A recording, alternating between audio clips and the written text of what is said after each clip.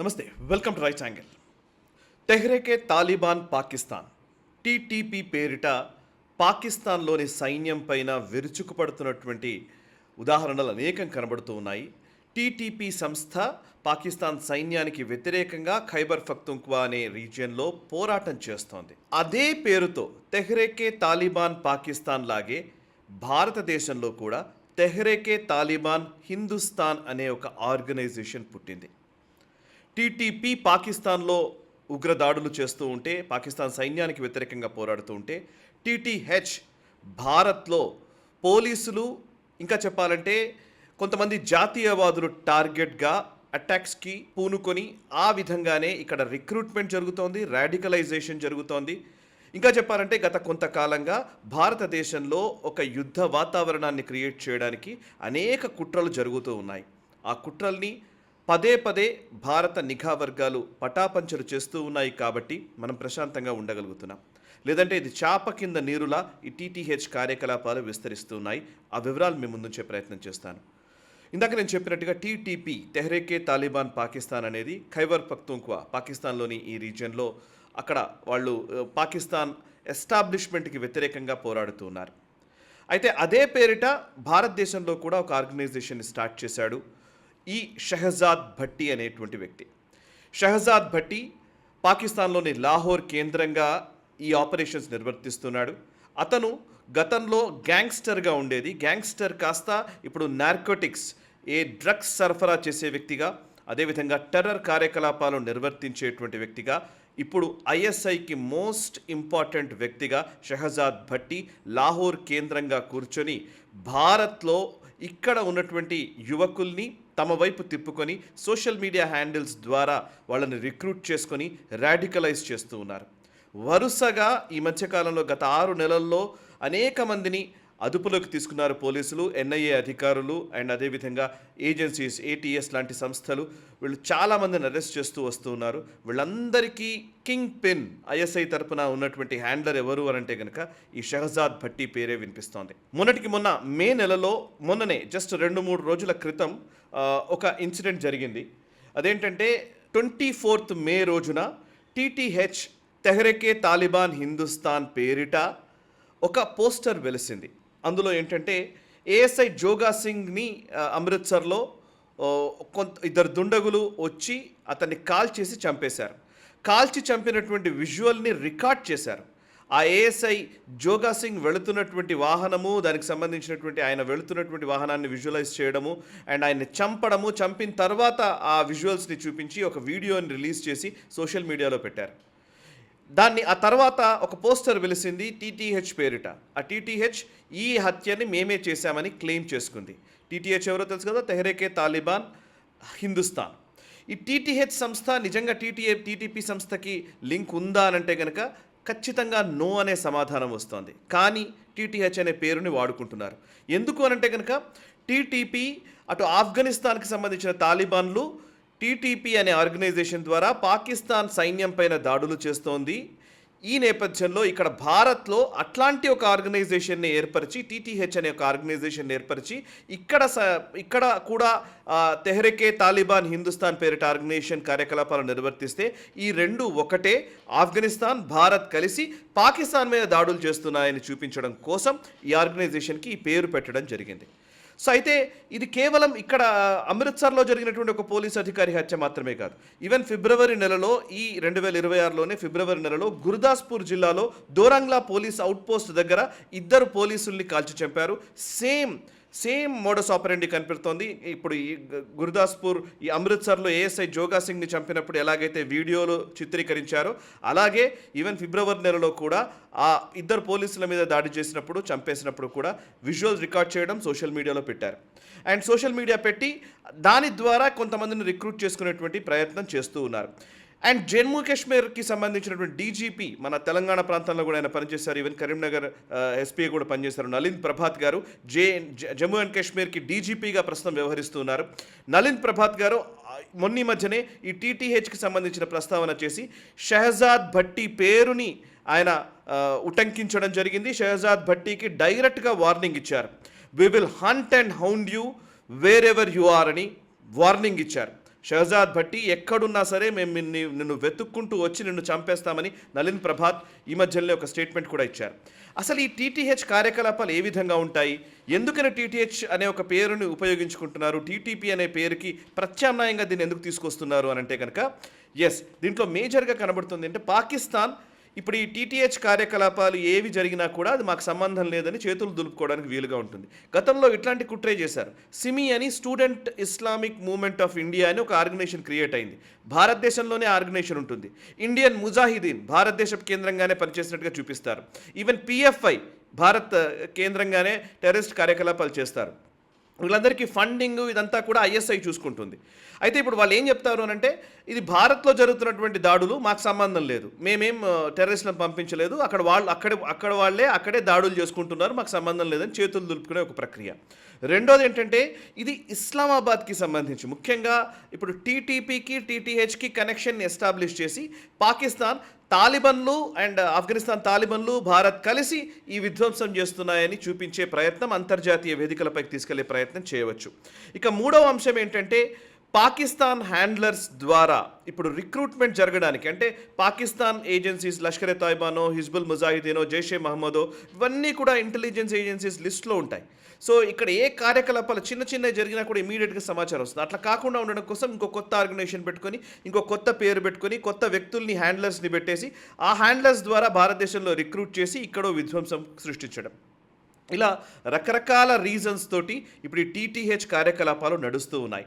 ఈ షహజాద్ భట్టి ఎవరు అని అంటే కనుక లాహోర్ బేస్డ్ గ్యాంగ్స్టర్, ఇందాక నేను చెప్పాను. ఇతను ఐఎస్ఐ ప్రాక్సీగా పనిచేస్తూ ఉన్నాడు. అండ్ అంతేకాదు వీళ్ళ మోడస్ ఆపరెండిలో ఒక 4-5 దశలు ఉన్నాయి. మొదటి దశ ఏంటంటే ఫస్ట్ పెయింటింగ్ గ్రాఫిటీ. ఇప్పుడు ఎవరినైనా సరే సోషల్ మీడియా ప్రొఫైల్స్ అన్నింటినీ వీళ్ళు ఎప్పటికప్పుడు మానిటర్ చేస్తూ ఉంటారు. అందులో ఎవరైనా కొంత ఎక్స్ట్రీమ్ భావజాలం కలిగినటువంటి సోషల్ మీడియా ప్లాట్ఫామ్స్ ఏవైనా ఉంటే వాళ్ళని మెల్లిగా తమ వైపు తిప్పుకోవడం కోసం కొన్ని ఆశలు చూపుతారు. ఎట్లా అంటే వాడికి ఏదైనా ఉద్యోగం కావాలంటే ఉద్యోగం ఇప్పించినట్టుగా చూపించడమో, లేకపోతే దుబాయ్కో లేకపోతే సౌదీకో వీసాలు అరేంజ్ చేస్తామని చెప్పడమో ఇలాంటివి చేస్తారు. అండ్ ఇంకా చెప్పాలంటే కొంతమందికి మొబైల్స్ పిచ్చి ఉంటుంది, కొంతమందికి ల్యాప్టాప్స్ కావాలని ఉంటుంది, గ్యాడ్జెట్స్ పిచ్చి ఉంటుంది. సో గ్యాడ్జెట్స్ని కొనివ్వడము. సో అట్లాంటివి చేయడం వల్ల ఏమవుతుందంటే ఫస్ట్ వాళ్ళకి డబ్బులు ఆశ చూపించడంతో మొదటి దశలో వాళ్ళతో ఏం చేపిస్తారంటే కనుక 2 పనులు. ఒకటి గ్రాఫిటీ అంటే గోడలపైన టీటీహెచ్ అనే పేరు రాయడము అండ్ వాళ్ళకి కావాల్సినటువంటి భావజాలాన్ని అందించే విధంగా కొన్ని ప్రక్రియలు నిర్వర్తించడము. అండ్ ఇంకోవైపు టీటీహెచ్కి సంబంధించిన వీడియోల్ని షేర్ చేయడము అండ్ వాటికి ట్రాక్షన్ బిల్డ్ చేసేలాగా వాటిని ఎక్కువ మందికి చేరవేసే ప్రయత్నం చేయడము. అండ్ ఈ రిక్రూట్మెంట్ ప్రాసెస్లో ఈ ఎక్స్ట్రీమ్ భావజాలం కలిగిన వాళ్ళు ఎవరెవరైతే ఆ పర్టికులర్ పోస్ట్ని లైక్ చేస్తూ ఉంటారో వాళ్ళని టార్గెట్ చేసుకొని మెల్లిగా తన వైపు తిప్పుకునే ప్రయత్నం చేస్తూ ఉంటారు సోషల్ మీడియా ద్వారా. ఇక రెండోది గ్రాఫిటీ తర్వాత ఇంకొక అంశం ఏంటంటే ఈ పర్టికులర్ వ్యక్తులకి కొంత డబ్బు ఆశ చూపి ఏదైనా గ్యాడ్జెట్స్ కొనించి డబ్బులు ఇచ్చి వాళ్ళ ద్వారా ఈ పోలీస్ స్టేషన్లు మిలిటరీ ఎస్టాబ్లిష్మెంట్స్ ఉంటే అక్కడ, లేకపోతే రద్దీ ప్రాంతాలు ఇంపార్టెంట్ ప్లేసెస్ ఏవైతే ఉంటాయో అక్కడ వీళ్ళ ద్వారా వీడియోలు చిత్రీకరించమంటారు. ఫోన్లలో వీడియోలు చిత్రీకరించి వీళ్ళు పాకిస్తాన్కి షేర్ చేస్తూ ఉంటారు. సో పాకిస్తాన్కి షేర్ చేస్తూ ఉంటే ఇవన్నీ రెక్కీ అనమాట. ఎక్కడికక్కడ ఏ ప్లేస్లో ఎంతమంది ఉంటారు, ఏం చేస్తూ ఉంటారు, ఈ రెక్కీ నిర్వహించడం అనేది డైరెక్ట్గా టెర్రరిస్టులు చేయకుండా ఈ చోటామోటా ఇక్కడ ఉన్నటువంటి సోషల్ మీడియాలో ఉండేటువంటి ఎక్స్ట్రీమ్ భావజాలు కలిగినటువంటి వాళ్ళతోటి రెక్కీలు నిర్వహించి సో దట్ అనుమానం రాకుండా వీళ్ళ ద్వారానే సమాచారం అంతా సేకరించి తర్వాత దాడులకు పూనుకోవడం. ఇక మూడో అంశం ఏంటంటే ఈ రెక్కీ తర్వాత నెక్స్ట్ అంశం ఏంటి అంటే గన్నులు పట్టుకొని గన్స్ ద్వారా ఒక వీడియోలు చిత్రీకరించడము, గన్స్ని చూపించడము అండ్ గ్రెనేడ్స్ విసిరివేయడం నేర్చుకోవడము. ట్రైనింగ్ సెషన్స్ ఉంటాయన్నమాట. గ్రెనేడ్ విసిరేసి రావడం, దొరకకుండా గ్రెనేడ్ విసిరేసి ఎలా రావాలి అండ్ దొరకకుండా ఒక గన్ని పట్టుకొని వెళ్ళి ఏదో షూట్ చేసినట్టుగా చేసి వీడియో చిత్రీకరించి ఎలా రావాలి, ఇట్లా కొన్ని ట్రైనింగ్ సెషన్స్ ఉంటాయి. ఆ తర్వాత వాళ్ళతోని డైరెక్ట్ ఆ యాక్టివిటీలోకి దింపుతారు. అలా గ్రెనేడ్ విసిరినటువంటి కేసులు కూడా ఈ మధ్యకాలంలో చాలానే నమోదయ్యాయి. ముఖ్యంగా 2025 నవంబర్ నెలలో హర్యానాలోని సిర్సా ఉమెన్ పోలీస్ స్టేషన్ పైన ఒక గ్రెనేడ్ అటాక్ జరిగింది. ఈ గ్రెనేడ్ అటాక్ జరిగినప్పుడు ఎవరికేం కాలేదు, కానీ అందులో ఆ అటాక్ నిర్వహించినటువంటి విధానం అక్కడ కూడా విజువల్ రికార్డ్ చేశారు. ఆ అటాక్ చేసినటువంటి సందర్భంలో దాని మీద ఎన్ఐఏ ఛార్జ్ షీట్ కూడా విడుదల చేసింది. ఆ ఛార్జ్ షీట్లో 9 మంది పైన వీళ్ళు విచారణలో వీళ్ళు ఛార్జ్షీట్లో పేర్లు పెట్టడం జరిగింది. అందులో 7గురిని అరెస్ట్ చేశారు. ఆ 2 పాకిస్తాన్ హ్యాండ్లర్స్. పాకిస్తాన్లో ఉన్నటువంటి వ్యక్తులు ఇక్కడున్న వాళ్ళని రిక్రూట్ చేసుకుని వీళ్ళ ద్వారానే గ్రెనేడ్లు విసిరే పనిలో వాళ్ళని ముందుకు తీసుకెళ్లడం. And at the same time gun ద్వారా ఒక గన్ ఎవడో తీసుకొచ్చి ఇస్తాడు, వాడి ద్వారా గన్ తీసుకొని వెళ్ళి పోలీస్ అధికారుల్ని షూట్ చేయడం. అట్లాంటిదే ఇప్పుడు అమృత్సర్లో జరిగినటువంటి షూటింగ్ యాక్టివిటీ. ఇక మరొక వైపు ఢిల్లీలోని ఒక హోటల్ పైన దాడి చేయడానికి కుట్ర పన్నినటువంటి 2 ఉగ్రవాదుల్ని పోలీసులు అరెస్ట్ చేశారు. దీనిపైన ఎన్డీటీవీలో ఒక కథనం కూడా వచ్చింది. ఇది ఏప్రిల్ నెలలో జరిగింది. అండ్ ఒక ఢిల్లీలో హోటల్ పైన దాడి చేయడానికి ప్రయత్నించినటువంటి విధానం. ఇంకోవైపు అదే ఏప్రిల్ నెలలో డెహ్రాడూన్లో విక్రాంత్ కశ్యప్ అనే ఒక వ్యక్తిని పోలీసులు అరెస్ట్ చేశారు. ఇతనికి ఏంటంటే ఏం ఆశ చూపారంటే, దుబాయ్కి వెళ్ళడానికి మీకు నేపాల్ నుంచి దుబాయ్కి వీసా అరేంజ్ చేస్తాము, దుబాయ్లో స్థిరపడడానికి మేము అన్ని పత్రాలు రెడీ చేసి మీకు ఇస్తాము, సో నువ్వు ఒక టాస్క్ ఫినిష్ చేసి వెళ్ళాలని చెప్పారు. ఏంటా టాస్క్ అంటే కనుక, లోకల్గా డెహ్రాడూన్లో ఉన్నటువంటి ఒక లాయర్, ఆయన కొంత హిందుత్వ భావజాలం కలిగినటువంటి వ్యక్తి, ఆయన మీద దాడి చేయాలి, ఆయన మీద గ్రెనేడ్ విసిరి వస్తే కనుక ఆ గ్రెనేడ్ వేరే ఎవడో ఇస్తాడు. ఈ పర్టికులర్ వ్యక్తికి గ్రెనేడ్ విసిరేసి వచ్చేసి నువ్వు వెంటనే నేపాల్ ద్వారా దుబాయ్కి వెళ్ళిపోవచ్చు అనేది వాళ్ళు ఆశ చూపారనేది తెలిసిన విషయం. ఈ దాడి జరగక ముందే పోలీసులు కనిపెట్టి అతన్ని అదుపులోకి తీసుకున్నారు. ఇప్పటిదాకా నేను చెప్పినవన్నీ కూడా చాలా చిన్న ఘటనలే. ఇంకా ఎన్నో భారీ దాడులకు పాల్పడుతున్నటువంటి అంశాల్లో పోలీసులు ముందే అప్రమత్తమై, నిఘా వర్గాలు అప్రమత్తం చేయడంతో, వాళ్ళని అదుపులోకి తీసుకోవడంతో భారీ దాడులు జరగకుండా అడ్డుకోగలుగుతున్నాయి నిఘా వర్గాలు. సో ఓవరాల్గా చెప్పాలంటే ఈ పర్టికులర్ ఇన్సిడెంట్ టీటీహెచ్, ఈ పేరులోనే ఒక కాన్స్పిరసీ ఉంది, ఒక కుట్ర ఉంది. ఇది అంతర్జాతీయ సమాజం ముందు తాలిబన్లని, భారత్లోని శక్తులని తాలిబన్లే ఇక్కడ చేస్తున్నారని చూపించే విధంగా ఒకటి చేసే ఒక ప్రయత్నం. ఇంకొకటి ఏంటంటే, పాకిస్తాన్ ఐఎస్ఐ లేదా పాకిస్తాన్ అసీం మునీర్ ఇప్పటికే ఫీల్డ్ మార్షల్గా ఆయన బాధ్యతలు స్వీకరించాడు. కానీ ఆయన చేయాల్సిన పని ఏంటంటే, భారత్లో ఒక పెద్ద విధ్వంసం సృష్టిస్తే కానీ అసీం మునీర్ ఫీల్డ్ మార్షల్ పదవికి సాకారం ఒక రకంగా ఫలశ్రుతి అనాలి. ఆయన ఆ పదవి చేపట్టినందుకు భారత్లో విధ్వంసం జరిగితేనే ఆ పదవికి అర్హుడు అని పాకిస్తాన్లో భావిస్తారు. సో అందుకోసమని చాలా సీరియస్గా భారతదేశంలో ఉన్నటువంటి భారత వ్యతిరేక శక్తుల్ని కలుపుకొని, ఇప్పుడు నేను చూపించినటువంటి పేర్లలో కొన్ని తెలుగు పేర్లు కూడా ఉన్నాయి, కొన్ని హిందువుల పేర్లు కూడా ఉన్నాయి. విక్రాంత్ కశ్యప్ కావచ్చు, ఈవెన్ అక్కడ సిర్సా మీద దాడి జరిగిన గ్రెనేడ్ అటాక్లో కావచ్చు హిందువులు కూడా ఉన్నారు. అంటే డబ్బు ఆశ చూపి భారత వ్యతిరేక భావజాలం కలిగినటువంటి వ్యక్తులందరినీ కూడా చేరదీసి వాళ్ళ ద్వారా ఇక్కడ అటాక్స్ చేయించి, ఇక్కడే జరిగిన అటాక్స్ కాబట్టి ఇది ఈ దేశంలోనే టెర్రరిస్టులు, ఇక్కడే టెర్రరిస్ట్ సంస్థలు ఉన్నాయి, వీళ్ళ వల్లనే పాకిస్తాన్లో కూడా దాడులు జరుగుతున్నాయని చూపించే ఒక ప్రయత్నం పాకిస్తాన్ చేస్తోంది. ఇది ఒక భారీ కుట్ర. దీన్ని పోలీసులు అప్రమత్తమై ఎక్కడికక్కడ దాన్ని ఆపే ప్రయత్నం చేస్తున్నారు. కాబట్టి మనం ప్రశాంతంగా జీవించగలుగుతున్నాం.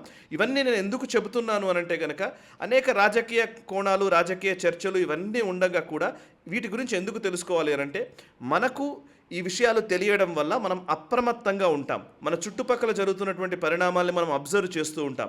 సోషల్ మీడియాలో వచ్చే పోస్టుల మీద మనం అప్రమత్తంగా ఉంటాం.